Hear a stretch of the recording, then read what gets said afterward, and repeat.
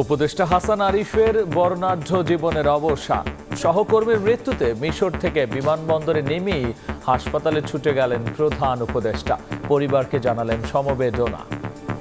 মাননীয় প্রধান উপদেষ্টা ওনার বিদেহী আত্মার মাগফিরাত চেয়েছেন এবং ওনার ফ্যামিলির সাথে কথা বলেছেন। উনি উপদেষ্টা পরিষদের সদস্য হিসাবে আমাদের সবচেয়ে অ্যাক্টিভ, সবচেয়ে উদ্যোগী উপদেষ্টাদের একজন ছিলেন। ধানমন্ডিতে প্রথম জানাজায় অংশ নিলেন ডক্টর ইউনূস। কাল মরদেহ নেওয়া হবে সুপ্রিম কোর্টে। মেয়ে কানাডা থেকে ফেরার পর দাফন। দেশের জন্য অবদান স্মরণ রাজনীতিকদের। গণতন্ত্র উত্তরণের যে পথ, যে কাজ শুরু হয়েছে, এই সময়ে তার খুব বেশি প্রয়োজন ছিল বলে আমরা মনে করি। উপদেষ্টা হিসাবে তিনি এই পদে আসার পরে, দায়িত্বে আসার পরে আমরা একসাথে অনেক সময় বসেছি, কথা বলেছি। তাকে মনে হয়েছে যে একজন খাঁটি দেশপ্রেমিক মানুষ। দেখছিলেন প্রধান শিরোনাম। রাত 11টার সময় সঙ্গে আছি আমি গোলাম রাব্বি। এবার অন্যান্য শীর্ষ সংবাদ। জনগণের আকাঙ্ক্ষা অনুযায়ী নির্বাচনের সুনির্দিষ্ট তারিখ ঘোষণার আহ্বান বিএনপি নেতাদের। 2 কোটি ভুয়া ভোটার বাদ দিয়ে স্বচ্ছ তালিকা তৈরির পরে নির্বাচন চায় জামাত। জুলাই গণহত্যার বিচার করতে না পারলে তা হবে অন্তর্বর্তী সরকারের বড় ব্যর্থতা, বললেন স্যার জেস। খুলনায় শহীদ পরিবারের মাঝে ফাউন্ডেশনের আর্থিক সহায়তা। শেখ হাসিনা সরকারের শেষ 6 বছরে পাঠ্য বই ছাপাতে 1,500 কোটি টাকা লুটপাট। শ্বেতপত্রে আসেনি দুর্নীতির ছিটে ফোটাও। ব্যস্ততার শেষে তদন্তের আশ্বাস এনসিটিবির। এবং ভারত চীনের পর এবার ইউরোপের দেশগুলোতে চড়া শুল্ক আরোপের হুঁশিয়ারি ট্রাম্পের। বাণিজ্য ঘাটতি পূরণে যুক্তরাষ্ট্রে তেল গ্যাস আমদানি না করলে কার্যকর হবে সিদ্ধান্ত। চলে গেলেন অন্তর্বর্তী সরকারের ভূমি, বিমান ও পর্যটন উপদেষ্টা এএফ হাসান আরিফ। দুপুরে রাজধানীর ল্যাবেইট হাসপাতালে মারা যান তিনি। বাদেশা ধানমন্ডিতে হয় প্রথম নামাজে জানাজা। শনিবার মরদেহ নেওয়া হবে হাইকোর্ট প্রাঙ্গণে। তার মৃত্যুতে শোক জানিয়েছেন প্রধান উপদেষ্টা ডক্টর মোহাম্মদ ইউনূস। মিশর থেকে ফিরেই তিনি ছুটে যান হাসপাতালে। হাসান আরিফের বর্ণাঢ্য জীবন নিয়ে স্মৃতিচারণ করে রাজনীতিবিদরা বলেছেন, খাঁটি দেশপ্রেমিককে হারালো বাংলাদেশ।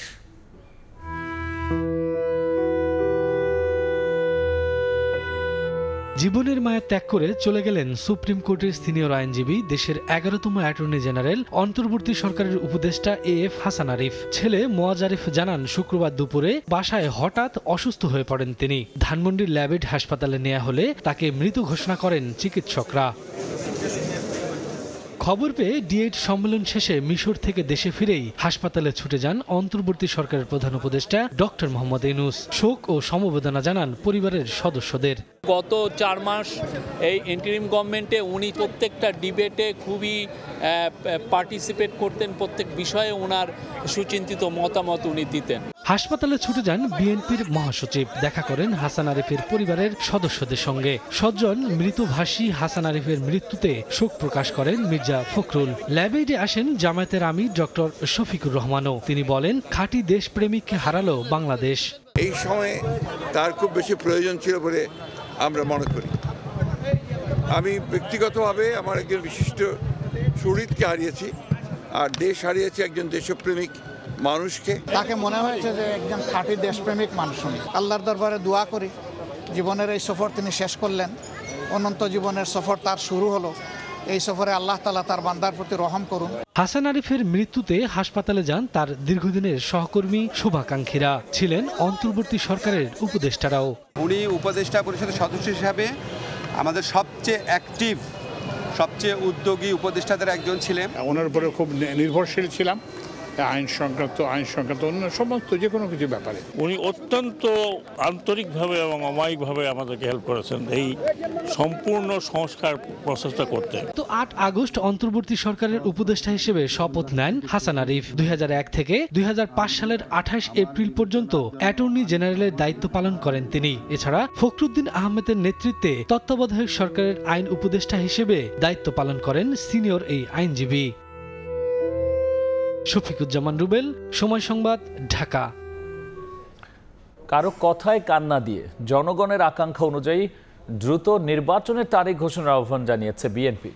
দলটির চেয়ারপারসনের উপদেষ্টা জয়নুল আবেদিন ফারুক মনে করেন, দেশের অস্তিত্ব রক্ষার স্বার্থেই নির্বাচনের সুনির্দিষ্ট তারিখ ঘোষণা করা দরকার। আর জ্যেষ্ঠ যুগ্ম মহাসচিব রুহুল কবির রিজভী বলেছেন, রাষ্ট্রীয় পৃষ্ঠপোষকতায় দল গঠন হলে কমে যাবে এই সরকারের গ্রহণযোগ্যতা। আওয়ামী লীগ সরকারের পতনের পর অন্তর্বর্তী সরকারের কাছে বরাবরই নির্বাচনের সুস্পষ্ট তারিখ ঘোষণার দাবি করে আসছে বিএনপি। শুক্রবার সকালে জাতীয় প্রেস ক্লাবে জাতীয়তাবাদী চালক দল আয়োজিত আলোচনা সভায় আবারও উঠে আসে নির্বাচন প্রসঙ্গ। বাংলাদেশের অস্তিত্ব রক্ষার স্বার্থেই নির্বাচনের সুনির্দিষ্ট তারিখ ঘোষণার আহ্বান জানান বিএনপি চেয়ারপারসনের উপদেষ্টা জয়নুল আবদিন ফারুক। আর একটা নির্বাচন যত সম্ভব তারিখটা ঘোষণা করে দেন, তাহলে মানুষের মনে স্বস্তি আসবে, মানুষের মনে ভরসা আসবে। একই দিন জিগাতলায় নিত্য প্রয়োজনীয় পণ্য বিক্রির জন্য কৃষক বাজারের উদ্বোধনী অনুষ্ঠানে অংশ নিয়ে বিএনপির আরেক নেতা আব্দুল সালাম বলেন, আওয়ামী লীগ আমলে বিএনপির নেতাকর্মীরা অত্যাচার নিপীড়নের শিকার হলেও তারা ধৈর্যের পরিচয় দিয়েছেন। কোথাও কোনো চাঁদাবাজি হবে না। 17 বছর না খেয়ে আছেন, দরকার হলে আরো 1-2 বছর না খেয়ে থাকতে হবে। এদিকে মোহাম্মদপুরে জুলাই বিপ্লবের হতাহতদের পরিবারের সহায়তা দিয়েছে আমরা বিএনপি পরিবার। এ সময় দলটির সিনিয়র যুগ্ম মহাসচিব রুহুল কবির রিজভী বলেন, জনগণের প্রত্যাশা অনুযায়ী নির্বাচনী রোডম্যাপ দিতে পারেনি অন্তর্বর্তী সরকার। নির্বাচনী রোডম্যাপ ঘোষণা করলো অন্তর্বর্তীকালীন সরকার, কিন্তু কেন জানি মনে হচ্ছে রোডম্যাপ যেটি দিয়েছেন সেটি একটু প্রলম্বিত রোডম্যাপ। নতুন রাজনৈতিক দল গঠনে ইতিবাচক বলে মন্তব্য করে বিএনপি নেতারা বলেন, রাষ্ট্রীয় পৃষ্ঠপোষকতায় দল গঠন হলে সরকারের গ্রহণযোগ্যতা কমে যাবে। এইটা যেন আবার রাজকীয় দল হয়ে না ওঠে। আহমেদ সালেহীন, সময় সংবাদ, ঢাকা। আওয়ামী লীগ আমলে 2 কোটি ভুয়া ভোটার তালিকায় অন্তর্ভুক্ত হয়েছে উল্লেখ করে তাদের বাদ দিয়ে স্বচ্ছ ও নতুন ভোটার তালিকা তৈরি করে অবাধ ও নিরপেক্ষ নির্বাচন আয়োজনের আহ্বান জানিয়েছেন বাংলাদেশ জামায়াতে ইসলামীর সহকারী সেক্রেটারি জেনারেল রফিকুল ইসলাম খান। সকালে রাজধানীর কাকরাইলে ডিপ্লোমা ইঞ্জিনিয়ার্স ইনস্টিটিউশনে জামায়াতে ইসলামের সদস্য সম্মেলনে প্রধান অতিথির বক্তব্যে তিনি বলেছেন, হাসিনা দেশে ফিরতে চাইলে আসামি হিসেবে আসতে হবে। একই অনুষ্ঠানে বাংলাদেশ জামায়াতে ইসলামী কেন্দ্রীয় কর্মপরিষদ সদস্য ডক্টর শফিকুল ইসলাম মাসুদ বলেছেন, ক্ষমতায় থাকতে আওয়ামী লীগ ভারতের এজেন্ডা বাস্তবায়ন করেছে বলেই হাসিনা সহ সব আওয়ামী লীগের নেতাই ভারতে পালিয়েছেন।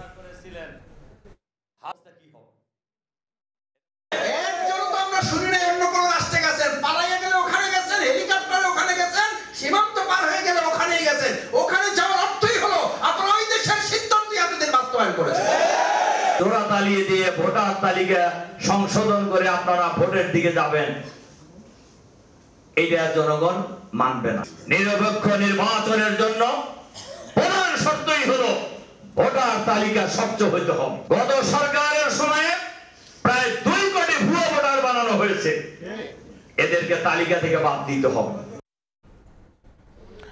গণঅভ্যুত্থানে হত্যাকারীদের বিচার করতে না পারলে তা হবে অন্তর্বর্তী সরকারের সবথেকে বড় দায় বলে মন্তব্য করেছেন জুলাই শহীদ স্মৃতি ফাউন্ডেশনের সাধারণ সম্পাদক সার্জিস আলম। সকালে নগরীর জেলা শিল্পকলা একাডেমিতে খুলনা বিভাগে জুলাই বিপ্লবে শহীদদের পরিবারকে আর্থিক সহায়তা প্রদান অনুষ্ঠানে তিনি একথা বলেন। এ সময় 58 শহীদের প্রত্যেক পরিবারের হাতে 5 লক্ষ টাকার চেক তুলে দেওয়া হয়। এ সময় আবেগে আপ্লুত হয়ে পড়েন স্বজনরা। পরবর্তীতে বাকি শহীদদের পরিবারের কাছেও সহায়তা পৌঁছে দেওয়া হবে বলে জানানো হয়।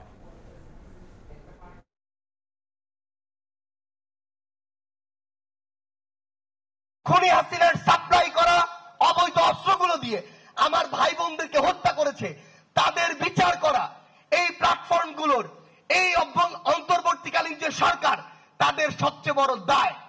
যদি এটা তারা তাদের জায়গা থেকে করে যেতে না পারে, এটাই তাদের সীমাবদ্ধতার এবং ব্যর্থতার সবচেয়ে বড় প্যারামিটার হবে। পুরো বাংলাদেশের মাঠ পর্যায়ের আইন শৃঙ্খলা রক্ষা করার জন্য পুলিশ যে ভূমিকা পালন করতে পারে, আর কেউ সেটা পারে না। আমরা আপনাদেরকে অনুরোধ করব, আপনারা কাজের মধ্য দিয়ে আপনাদের পাশে থাকবেন। শেখ হাসিনা সরকারের শেষ 6 বছরে পাঠ্য বই ছাপাতে 1,500 কোটি টাকা লুটপাট হলেও শ্বেতপত্রে আসেনি দুর্নীতির ছিটে ফোটাও। শিক্ষা গবেষকরা বলছেন, দুর্নীতিতে জড়িত বোর্ড কর্মকর্তারাই শ্বেতপত্র রচনার দায়িত্ব পাওয়ায় উঠে আসেনি প্রকৃত চিত্র।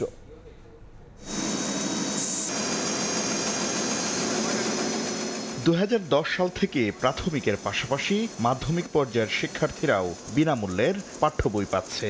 তবে জাতীয় শিক্ষাক্রম ও পাঠ্যপুস্তক বোর্ড এনসিটিবির বেঁধে দেয়া মানের তোয়াক্কা না করেই নিম্নমানের কাগজে ছাপানো হয় বই।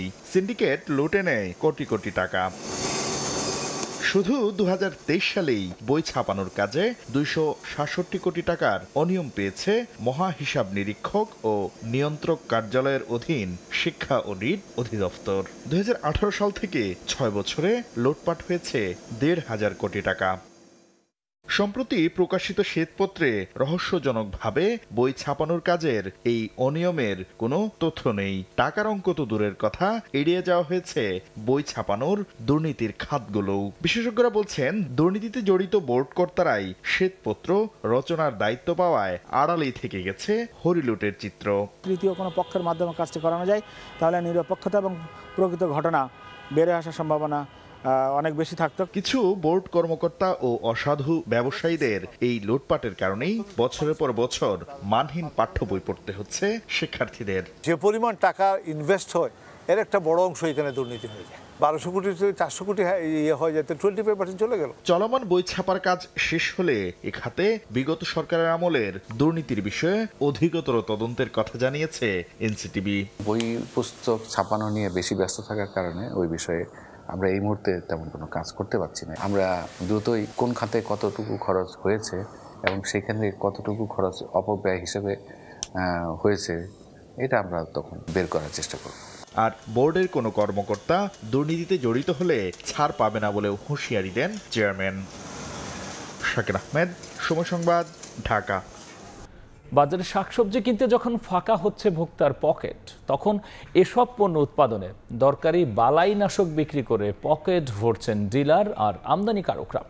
আমদানি মূল্যের চেয়ে 3 থেকে 5 গুণ বেশি দামে কৃষকের কাছে বিক্রি হচ্ছে এসব কীটনাশক, যা বাড়িয়ে দিচ্ছে পণ্য মূল্য। নিত্যপণ্যের বাজারে ভোক্তার এমন নাজেহাল দশার দায়কার? মধ্যস্বত্বভোগী ছাড়া আর কি বাড়িয়ে দিচ্ছে পণ্যমূল্য? এই প্রশ্নের উত্তর খুঁজতে কৃষকের কাছে সময় সংবাদ। ধামরাইয়ের কৃষক আব্দুর রশিদ, তার দাবি উৎপাদন খরচ বেড়ে যাওয়ায় টিকে থাকা দায়। 1 প্যাকেট দানা কিনতে লাগে 1000 টাকা, 800 টাকা, 900 টাকা, 700 টাকা। ম্যাক্সিমাম খেতে যে খরচ ওই লাভে নেই। 15 থেকে 20 বিঘা জমিতে আবাদ করতে যিনি 40 থেকে 50 হাজার টাকার কীটনাশক কেনেন বছরে, তার সন্দেহ বালাইনাশক কেনা বেচা হচ্ছে অযৌক্তিক দামে। কীটনাশকটা যে কোম্পানি বানাইতেছে তার কত টাকা খরচ হচ্ছে এবং ভোক্তা পর্যায়ে আমি কত টাকা কিনতেছি, এই বিষয়টা সরকারের আমি তদারকি করার জন্য বিনয়ের সাথে এবং করজোড়ে আবেদন জানাচ্ছি। রোগমুক্ত ফসল আর ভালো ফলনের আশায় কীটনাশকের উপর ভরসা করেন কৃষকেরা, কিন্তু বছর বছর সেই কীটনাশকের উচ্চ মূল্য প্রথমে চিন্তার ভাঁজ ফেলেন এসব কৃষকের কপালে। ডিলারের কাছে পাওয়া একটি কোম্পানির ইনভয়েসে দেখা যাচ্ছে 400 গ্রাম ওজনের 1 কার্টন বালাইনাশক ডিলার কেনেন 640 টাকায়, যার বিক্রয় মূল্য 2140 টাকা। আর এনবিআর এর তথ্য, এর আমদানি খরচ 418 টাকা। 696 টাকায় আমদানি করা আরেকটি বালাইনাশকের কেজির প্রতি খুচরা মূল্য নির্ধারণ করা হয়েছে 3240 টাকা। যদিও ডিলারদের দাবি কৃষকের কাছে বিক্রি করেন অনেক কম দামে। এমআরপি যাই দেওয়া থাক, আমরা ওইভাবেই করি না। এমআরপি ধরে যদি বেশি তাহলে কৃষকের কাছে অনেক টাকা নেওয়া। অন্য কোম্পানির ঘাড়ে দায় চাপিয়ে আমদানি খরচ আর খুচরা মূল্যের এমন আকাশ পাতাল পার্থক্যের ব্যাখ্যা দিলেন ওই আমদানিকারক।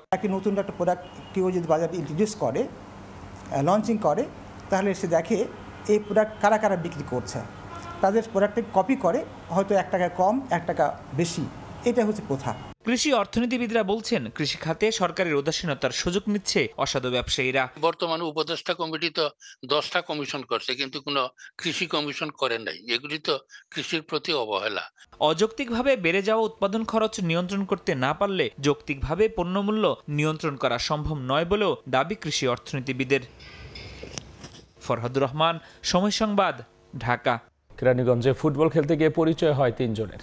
1 মাসে ধরে পরিকল্পনা করেন রূপালী ব্যাংকে ডাকাতির, যার নেতৃত্ব দেন লিওন মোল্লা ওরফে নীরব। বাকিরা চালিয়েছেন রেকির কাজ। এদিকে ডাকাতি মামলায় স্বীকারোক্তিমূলক জবানবন্দি দিয়েছে 2 কিশোর সিফাত আর আরাফাত। মূল অভিযুক্ত লিওন মোল্লাকে 3 দিনের রিমান্ডে পাঠিয়েছেন আদালত। প্রাথমিক জিজ্ঞাসাবাদের পর শুক্রবার সকালে সংবাদ সম্মেলনে পুলিশ জানিয়েছে এই তিনজনই দক্ষিণ কেরানীগঞ্জের কদমতলীর খালপাড়ের বাসিন্দা। ফুটবল খেলতে গিয়ে নীরবের সাথে পরিচয় হয় সিফাত ও আরাফাতের। 1 মাস ধরে পরিকল্পনা করে একাধিকবার রেকি করে ব্যাংকে হানা দেয় তারা। তাদের সঙ্গে একই এলাকায় চলতে গেলে তাদের সঙ্গে পরিচয় হয়। আনুমানিক 1 মাস পূর্ব থেকে তারা প্ল্যান করছে যে এই ধরনের একটা ঘটনা ঘটাবে। তারা বিভিন্ন জায়গায় বসেছে, এই বিষয়ে কথা বলে এই দস্যুতার সংগঠনটা ঘটিয়েছে। অপরাধ যখন মানুষ শুরু করে, একটা অপরাধ দিয়ে শুরু করে, আস্তে আস্তে এরা হয়তো আরও বড় ধরনের অপরাধ করা, এটা যদি সফল হতো তাহলে হয়তো ভবিষ্যতে তারা আরও বড় ধরনের প্ল্যান করতো এবং তাদের সদস্য সংখ্যা তখন হয়তো বাড়তো। পরে গ্রেপ্তার নীরবকে আদালতে তুলে 7 দিনের রিমান্ড আবেদন করলে আদালত 3 দিনের মঞ্জুর করে। ডাকাতিতে অংশ নেয়া 3 জনের বাসা কদমতলীর খালপাড়ে খোঁজ নিতে গেলে এলাকাবাসী জানায় সিফাত ও আরাফাত এমন ঘটনা ঘটাতে পারে সেটি এখনো বিশ্বাস করতে পারছেন না তারা। নীরবের এটা শাস্তি হওয়া উচিত, ঠিক আছে, ওদেরকে এই যে আরো 2টা ছেলেকে, শিশুদেরকে এত বড় একটা দেখানো, এত বড় একটা কাজ করানো। এদিকে সিফাত ও আরাফাতের পরিবার বলছে দুজনেরই আইফোন কেনার শখ ছিল, সেই দুর্বলতাকে কাজে লাগিয়ে ডাকাতিতে সিফাত ও আরাফাতকে জড়িয়েছে নীরব। লোভ দেখাইছে, আর একটা আইফোনের শখ আছিল যে তুমি বাবা বড় হয়ে নাও, তোমার দিমো, এখন তো তুমি ছোট মানুষ, তুমি নষ্ট হয়ে যাবে মোবাইল পাইলে। এদিকে ঘটনার পর থেকে আতঙ্কে চুনকুটিয়ার বাসিন্দারা, এমন ঘটনা যাতে আর না ঘটে সে ব্যবস্থা চায় তারা। আতঙ্ক হইল যে এইরকম একটা ঘটনা একটা গ্রামের ভিতরে এই দুঃসাহস এ ঘটনার পর থেকেই এলাকায় থমথমে পরিস্থিতি বিরাজ করছে। মাসুদুর রহমান, সময় সংবাদ, ঢাকা। যুক্তরাষ্ট্র থেকে তেল ও গ্যাস নিয়ে বাণিজ্য ঘাটতি পূরণ না করলে ইউরোপীয় ইউনিয়নের ওপর চড়া শুল্ক আরোপের হুঁশিয়ারি দিয়েছেন ডোনাল্ড ট্রাম্প। নিজের সামাজিক মাধ্যম ট্রুথ সোশ্যালে এক পোস্টে এই হুঁশিয়ারি দেন নবনির্বাচিত মার্কিন প্রেসিডেন্ট।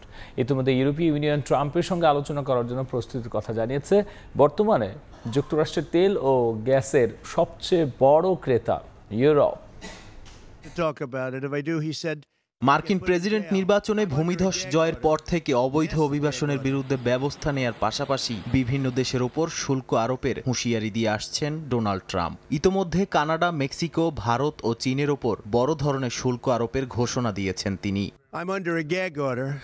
এবার ইউরোপীয় ইউনিয়নভুক্ত দেশগুলোর ওপর জ্বালানি খাতে চড়া শুল্ক আরোপের ঘোষণা দিলেন ট্রাম্প। স্থানীয় সময় শুক্রবার নিজের সামাজিক যোগাযোগের মাধ্যম ট্রুথ সোশ্যালে এক পোস্টে জানান, যুক্তরাষ্ট্র থেকে তেল ও গ্যাস না নিলে এই ঘোষণা বাস্তবায়ন করবেন। ট্রাম্পের এই দাবি যুক্তরাষ্ট্র ও ইউর মধ্যে বাণিজ্য ঘাটতি কমানোর বৃহত্তর প্রচেষ্টার অংশ।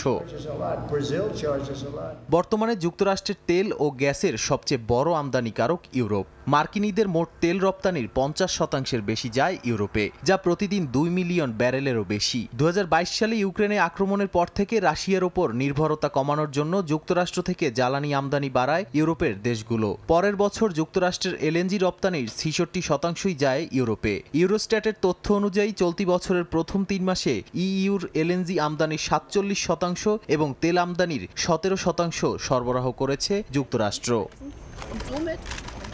ইতোমধ্যে ইউরোপীয় কমিশন ট্রাম্পের সঙ্গে আলোচনা করার জন্য প্রস্তুতির কথা জানিয়েছে। একই সঙ্গে নিজেদের জ্বালানি শক্তির উৎস বৈচিত্র্যময় করা এবং রাশিয়ার তেল গ্যাস আমদানি ধীরে ধীরে বন্ধের প্রতিশ্রুতি দিয়েছে। তবে বেশিরভাগ ইউরোপীয় জ্বালানি শক্তি প্রতিষ্ঠান ব্যক্তি মালিকানাধীন হওয়ায় এক্ষেত্রে সীমিত হস্তক্ষেপ থাকে সরকারের। নাদিম মারজান, সময় সংবাদ। এই ছিল আমার কাছে থাকা দেশ বিদেশের খবর।